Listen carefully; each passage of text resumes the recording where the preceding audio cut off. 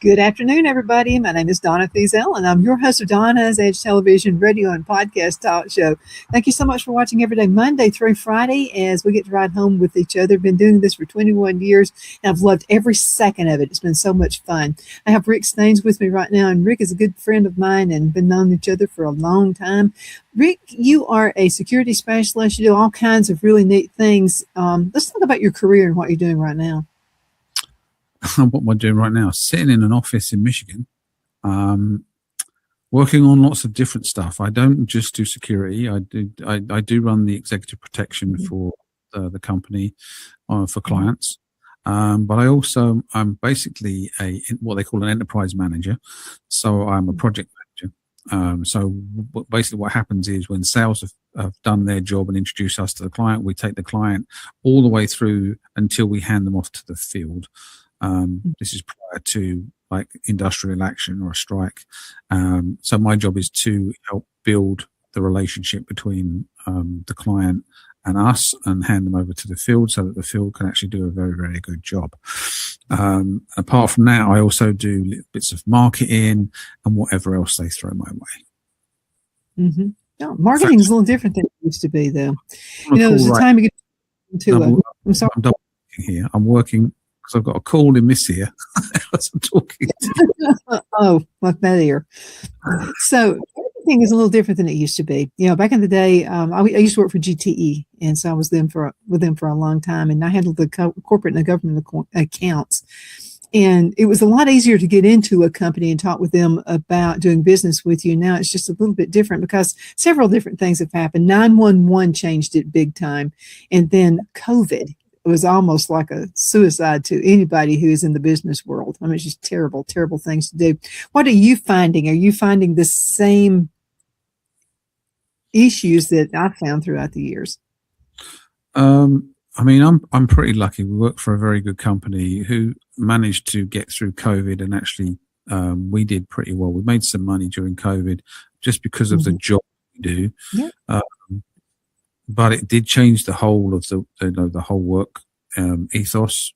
We used to have this building I'm in right now. We used to own this building, and we had the whole of the upstairs. We had everybody come in every day. When I lived around the corner, I used to come in every day. After once COVID hit, and we went on to it's only going to be 2 weeks and 3 weeks, whatever, and it would end up being 2 years. After that, we could get people to come back because they'd already, they were more productive at home. They were saving money. They were with their kids. They could do their laundry. They could do all the things they didn't do while they were here at home. We just adopted that model, and then we sold the building, and then we rent the downstairs because it's cheaper for us that way. But we have such a plan now. It's an open plan office, so that when you come in, you don't have certain people that have fixed positions. But me as a traveler, I come in and I just have to sit wherever I can find a place. And it's very open. There's no offices. We have this is a conference room, small conference room, and you have to put on the books if you want a time. I just stole this one, but normally there's an allocated list that you have for these offices. I mean, it works really well because we couldn't work it if everybody was in the office every day. But as it is, it works perfectly fine. Mm-hmm. Yeah. COVID actually wound up being the best thing that could have ever happened to me because I decided to go at it on my own. I thought I had to be in a studio owned by a TV or a radio station. Found out I didn't have to do that. I rented out space, and so good things happened with COVID, and then bad things happened too. And I did have COVID. I never took any of the jabs, and I'm glad I didn't. I have family members who took every single one that was out there, and it's done a bad thing to their health. Yes. Yeah, unfortunately, that's very, very true. There was, there's people that still believe that, it was a pandemic. And one, it was labeled completely wrong in the first place. One, they treated those initial patients, which is why the loss was so great, wrongly. As soon as you put them on the vent, it crystallized their lungs. They weren't given them the right medication. And all of this has been proven and shown. They've all admitted it was a wrong. There was so much stuff going on, and that there was deals done like years beforehand with the drug companies to, make a vaccine for something that didn't exist at the time or was in the process of being made, because it's all man-made. And then you still got people go like, I had arguments all the time because doctors were signing off on it and saying that this was that bad. You're going like, yes, the doctors that have been paid for by the government. These are paid mouthpieces, They go into the Lancet, one of the biggest medical papers, and say, oh, well, this. I said, people believe it because it's a trusted medical publication. I said, but they were lying to you because they've been paid inordinate amounts of money. It's the same with anything green. Anything green, people get into it because it's a money maker. That's all it's about, is making money. They can charge you, like, what's it, Virginia now, charging you for a battery lawnmower, like a blower, because they can. Okay, so you have to pay a tax for having a blower that's electric. Mm-hmm. You can still have a gas one, but no tax. Well, people also, like, I met someone in Alabama, and now she's a state representative. But this is how we met. So I was at an event, and the governor was there and all that. And so she said, I want to be on your show. And I said, well, what do you want to talk about? She said, I want to talk about windmills. And she said, they're trying to move windmills into Alabama, into this area. And she said, what people aren't understanding, she said, they have to drill like these really deep holes, of course, to keep the windmills in the ground. And what that does to your land is totally worthless after this. And also the contract is like a 5-10 year contract, something like that. Well, after that, they can just pack up and go. Well, then you've got useless land full of windmills, or a residue of a windmill. And she says, some of these older folks who own family farms, they think that's the thing to do. And I'm just trying to get the word out. This is not the thing we need to do. And so that's what happens. They show this pretty shiny penny, and they tell you like the sales end of it, what it's going to be good for you. 9 times out of 10, it's good for them. It's not good for you. Yeah, it's the same as solar farms. Solar farms are the same. You can take a field and have the solar panels into in the field. For the amount of land that it takes up, for the amount of electricity that it produces, and they say, well, what you make over what you need will get transferred to electric company, and they give you you don't make any money on this. You don't make any money. The better thing to do is if, like, you have a roof space, and there's plenty of roof space that have no use whatsoever. They're just a roof space. Mm-hmm. Put 1,000 roof spaces. Okay, don't take up valuable land. Valuable land that because one, like in England, they don't like farmers. They don't like farmers anymore because you're producing all of this this gas, this CO2. It's the carbon that you're producing when you grow things and when you have animals and stuff like that. So they vilify the farmers, and you go, where do you actually get your food from? Oh, I get it from the supermarket. Yeah, but where do you think they get it from? So we go down this rat road. So they were, well, you should turn your fields into this or that. And it's like, no, there's no money in it. And none of it's recyclable. All of those windmills, you can't recycle them. And they use, guess what they use? And trees almost in your land that you'll never get rid of. And they all use petroleum products. They all need oil. They all need petroleum at some point, either when the manufacture of them or the running of them. So what are you really saving? Not a lot. And when you finally get rid of them. Well, and then another thing is people I know who have the solar panels tell me what a terrible thing it is. You've got to keep them cleaned. They don't tell you that part. So what happens, you've got, say, trees, like we have a bunch of trees around here. I would hate to have a solar panel because the resin and all this stuff's going to get stuck to those solar panels. You've got to clean those things off or they don't work. Yep, the resin and in the south, the resin and the pollen. Because if you've got a car And even if you leave it under a carport, Yeah. even if you put it in a barn, I mean, I've got stuff in the barn, and that pollen still gets in there. It covers everything. So it's like you're making more work for yourself for a start if you've got solar panels, because you're going to be doing a lot of cleaning. And if you've got a whole field of them, that's a lot of work. It's also very hot work because you're going to have to do it during the day when it's sunniest. And guess what? Those things get hot too, because that's what they're there for. So, yeah, it's crazy. It's crazy. I mean, you look at even with the car boom where they said, well, if you buy electric cars and stuff like that, how quickly that has just literally died.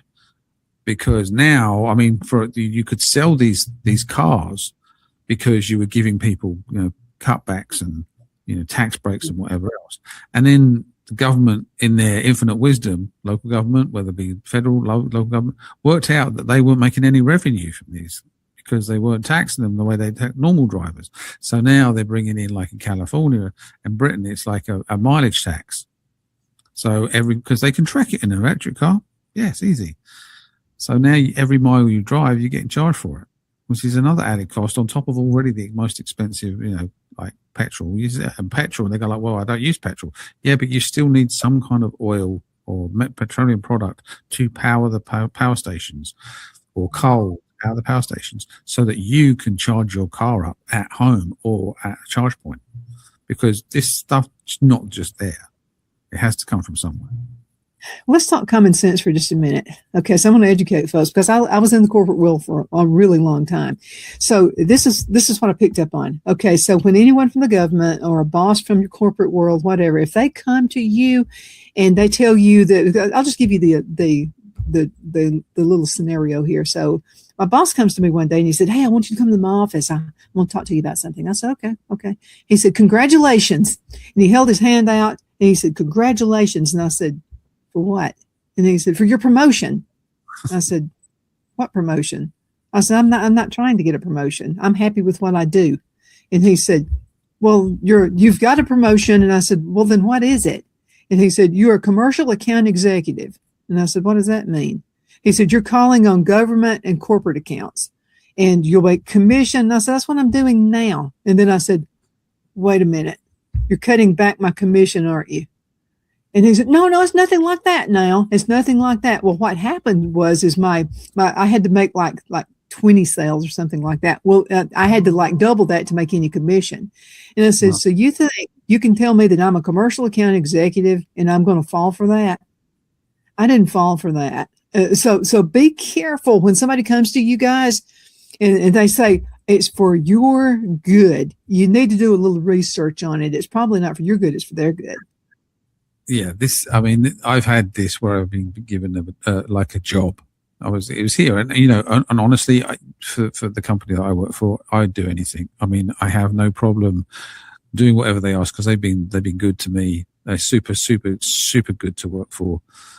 So to me, it's no big deal. But I remember coming back from a couple of days off and walking into the boss's office, and he said to me, yeah, just let you know, you're the new marketing manager.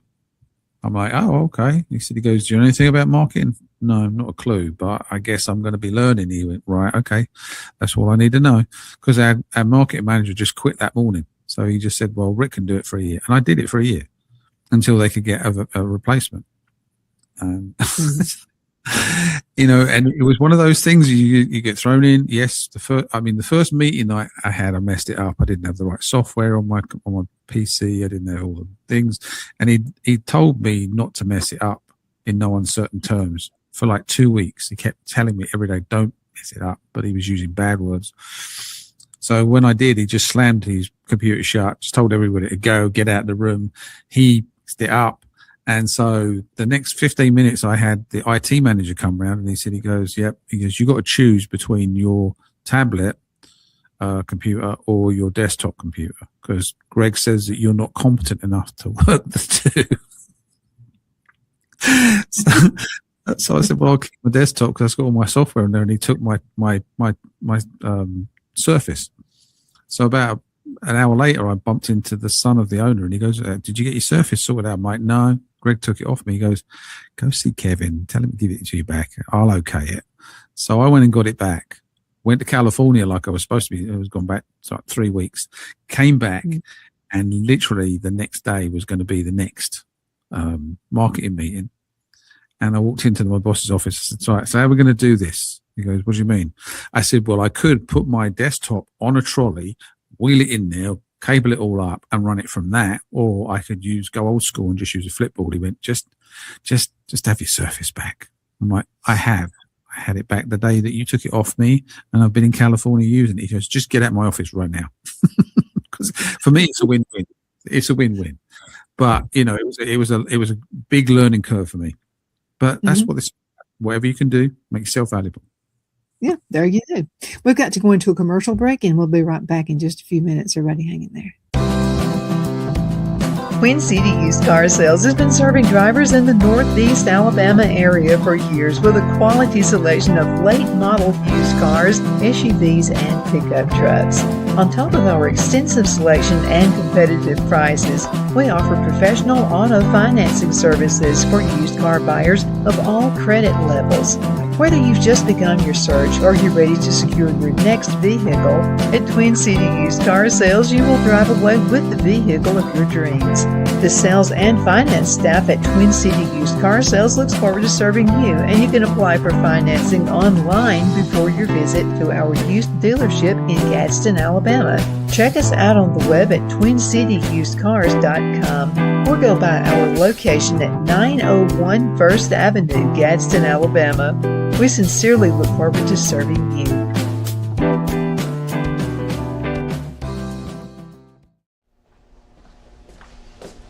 Are you ready?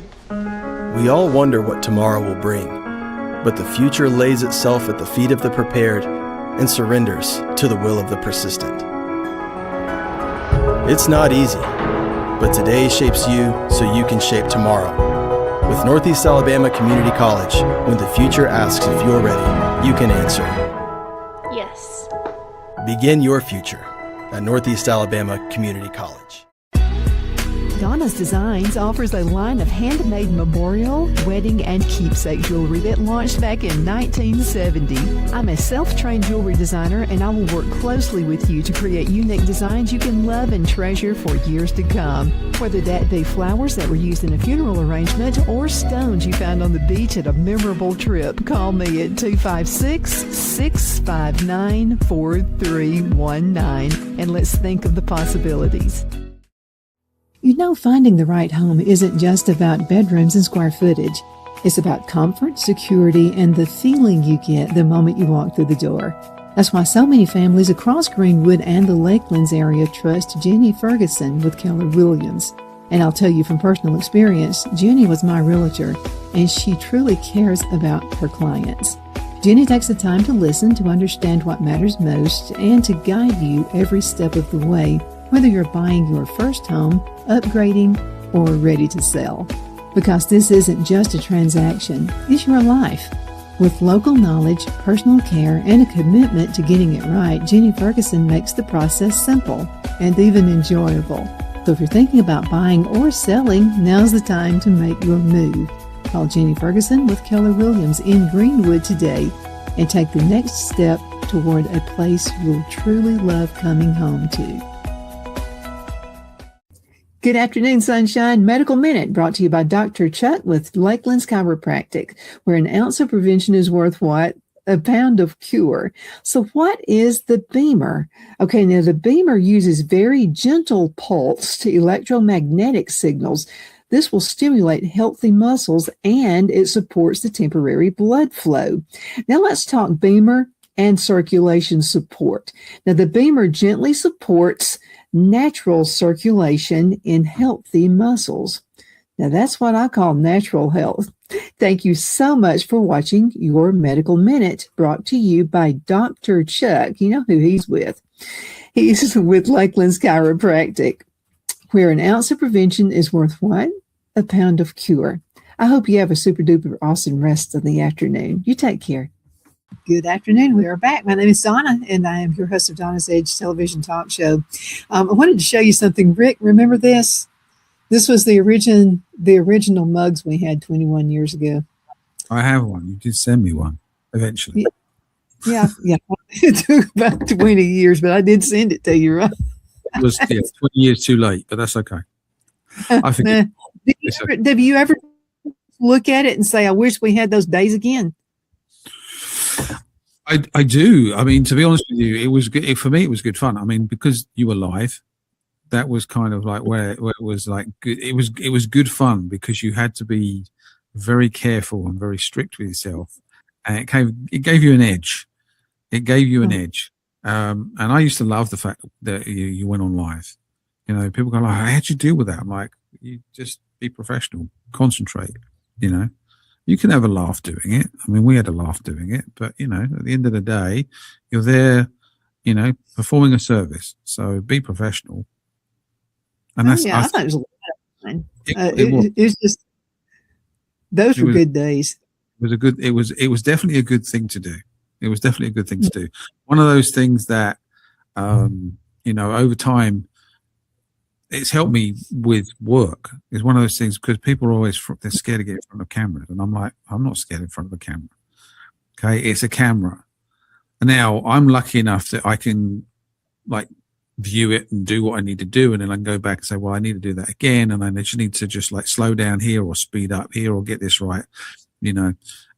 So it did give me a very good grounding, you know, which was fun. And then just not being scared to be yourself either, because that's the one thing. Be self. We were us. I mean, we were just being us, and I think they really liked that. There was one guy that had a show on there, and I got kind of tickled at him because we were just us. You know, we would be at the mall. I had a store at the mall, and we would just be us at the mall. Well, this guy comes walking through. And I'm not saying who he was, but anyway, he comes walking through and he has sunglasses on. He has this coat that's just kind of like waving in the wind, like he thought he was like in Hollywood, just something. And I got so tickled at that. And so I asked you, remember Rodney that was like ahead of me in the mall and he had things remembered thing. So Rodney looks and he said, aren't you doing the same thing he does? And I said, yeah. And he said, well, why aren't you walking around with sunglasses on with a flowing coat? There's a big difference as well. There's a big difference in the fact that, you know, you're grounded. You're a grounded human being. Okay. You know, people go like, but you just got me like, well, yeah, but you're on TV now. And I'm like, Andy, don't change who I am. I'm still me. You know? And that's the thing that Julie, you know, she always say, she goes, well, you know, you're on the TV now and everybody knows you. I'm like, and doesn't make any difference. Doesn't make any difference to me. I'm just a name they know. They don't know me. They know my persona on TV and they know my name, but they don't know me. Well, I mean, it's a good way to remember Deborah Shear, who was with the domestic violence group. And I think you were on the show several times when she was on there. And I mean, it was great just to be with her. And I remember asking this question because it was live and I didn't know whether to ask this particular question or not, because she was always talking about women who were abused. And it was profound. It was so funny at the same time. And I said, well, let me ask you a question. I said, because there are some mean women out there. I said, are there some men who are abused like women are abused? And she started laughing and she said, you know what? You are right. And she said, the problem is we don't have anywhere to put them. So, and she said, yeah, she said, there are some men who are just beat the daylights out of by women. Yeah. You know, and well, like little guys. And she said, no, I'm talking about big, brutal guys. That, I mean, you would think they can take care of themselves, but they're raised to treat women, you know, gentle, and they don't know what to do. They're afraid if they hit the woman back, they're going to be in trouble. Yeah, and that's the thing. It's because they've been raised that way. They won't raise their hands to women. So yes, you get these poor guys. It doesn't matter what their size is; they just get brutalized. You know, and like, you know, people don't. I think sometimes it's like, you know, we were talking about earlier about the women's rights. You know, and you go like, this is another thing. You go, okay, you understand like these women in Iran right now, they have no rights. None. I said, I went out there. I was lucky to go out there in 1975 when it was very Western, very Westernized. So you had a mix of people in schools or yashmaks, whatever, and then you had the Westernized ladies with the bikinis. Now, kind of freaky because they've got dark skin, dark hair. You know, seeing hair between a woman's breasts as a 13-year-old, you're like, weird. And my dad's pointing out, going like, look at him, son, look. You're like, oh, God. So it kind of freaked you out a little bit. But very westernized society, they had, things that they could do. They had freedoms, and then it all got taken away overnight. I mean, now singing, dancing, anything like that, anything that is, they call it anti-government, they get tortured and killed, And you've got people going, oh, I've got no rights over it. Show me what rights you don't have. You're standing there right now berating the president of this country and the country itself and the flag, and no one's doing it. Do that on a street in Iran. Do that on a street in Tehran. And I guarantee you'll be tortured and you'll probably be killed. Yes, that's what a king would do to you. Okay, like that wants to govern over you and your entire life. I don't know. I asked my grandmother one time. This is nothing new. So I come in from school one day, and this is in the 1970s, and so I said something to my grandmother about women not having rights. Because I was like believing all the nonsense, and so I looked at my grandmother and I said, "What has happened to women's rights?" And my grandmother said, "What are you talking about?" And I said, "We don't have rights." And she said, "Well, what rights do you not have?" And I said, "Well, there are things we can't do." And she was trying to get me to conversation about this. Well, what is it you can't do as a female? What can you not do? So she looked at my granddad, and my granddad looked at her and he said, "Well, Sybil, do you feel like you don't have rights around here?" And she said, "I think I've got some rights around here myself." And so she was trying to get me to say, don't listen to the nonsense. And it was like, and now like abortions, what they were feeding us is these were not babies yet. This is just birth control. It's just a form of birth control. And so I come into school one day, my grandmothers and two girls I went to school with had to have abortions, or they just had abortions. And so to me, it was like, well, it's just a form of birth control, like that. And my grandmother said, "Oh, that's a baby." Mm-hmm. They killed that baby. Yeah. And no, it's not. It's not a lie, because that's what they were saying to us in school. And this is back in the 1970s. Yeah. So all this stuff is nothing new. And if you think that's what I thought. Yeah. And if you think about, how they do that, if people really understood and saw what they actually do when they do that, and you get, fetuses, babies pulled apart, literally pulled apart. And even when the people are, oh yeah, so like an hour, whatever, after birth, they can still abort that baby. It's like, you understand that's a human life. That's a human life. That's not and even if it's in the womb, it's a human life. There's a heartbeat. There's proof of life there. That is life. And you're taking a life. Therefore, you're committing murder by doing that. So you are. And thank God for sonograms. I mean, I don't know why anybody would be for abortion now that you have sonograms now, and you can actually see a baby sucking its thumb. Yeah. I mean, they're sucking their thumb in there. Yeah, it's a human life, and we've so belittled. I mean, life in general. I mean, like life today is so people don't care. I mean, you've got people just punching people in the street, murdering people in the street. They don't care. There's like no value to life whatsoever, and then they don't get punished for that either. That's the other thing. Our punishment system, where's that gone? Where has it gone? No one gets punished anymore, unless you're in England and you say hurty words to somebody, then you get punished more than you raped 10 women. That's nuts. It's like, why would you do that? Someone says, oh, and they go, well, that was like hate crime. It's hate speech. You're like, no, it wasn't. It was just a comment, social comment. Now you're going to jail. And they get jail time for it. They jail so many people. I think people will be surprised if they found out the numbers that actually go to jail in England for speaking out, well, not even that, just speaking on social media. It's crazy. It's crazy. We're going to have to call it a day. Thank you so much for being with me, Rick. It's always a lot of fun. Always a pleasure. Thank you guys so much for watching. Definitely appreciate it. You can still find us on social media sites as well. Facebook.com/D Feazell, YouTube, all of it. But again, thank you for watching. Continue sending email. It really makes my day. Donna@donnasedge.com. Donna@donnasedge.com. Thank you so much. Bye-bye.